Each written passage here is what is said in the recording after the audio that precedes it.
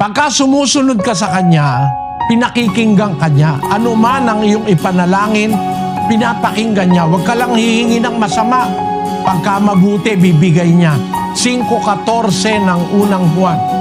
At ito ang nasa ating pagkakatiwala sa Kanya, na kung tayo'y humingi ng anumang bagay na ayon sa Kanyang kalooban, ay dinidinig tayo niya.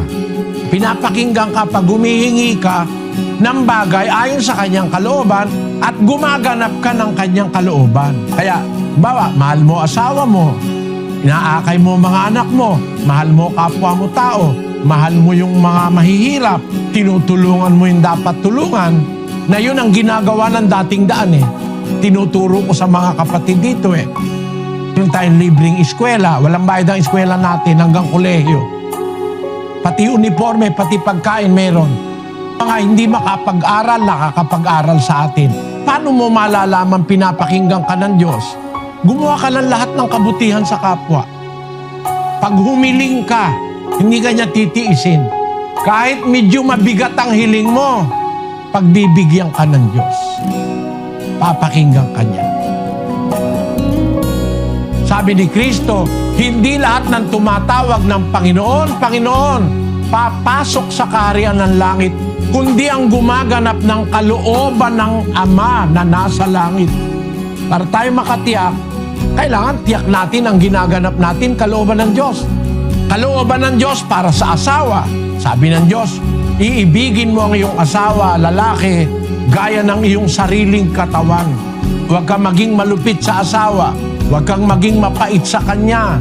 Magtapat ka sa kanya sa lahat ng araw ng buhay mo. Maraming mga batas ng Diyos sa mag-asawa. Babae, ganun din. Tapos, yung sa anak, ganun din. Yung mga anak, aalagaan mo, tuturuan mo ng saway at aral ng Panginoon, 6:4 ng Efeso at 22:6 ng Kawikaan. Yung iyong kapitbahay, mamahalin mo, love your neighbor. Hindi ka magiging kaaway ng neighbor mo. Maraming aral ng Diyos na nababasa sa Biblia.